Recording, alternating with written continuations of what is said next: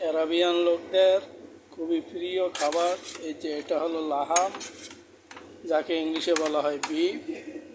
এই যে এটা হলো কিবদা, যাকে ইংলিশে বলা হয় লিভার। যে এটা হলো ফুল, খুবই প্রিয় একটা সুস্বাদু খাবার। এটা বাংলাদেশেও পাওয়া যায়, ইন্টারন্যাশনাল জাতীয় একটা ফুড আর কি। এই যে এটা হলো সসেস, এটা দিয়ে স্যান্ডউইচও বানানো হয়, এমনকি প্লেটও দেওয়া যায়। এই যে এটা হলো একটা সুস্বাদু খাবার ফেলাফেল। তো এগুলো আপনারা খেতে পারেন, খুবই সুস্বাদু খাবার ভাই, বুঝছেন তো।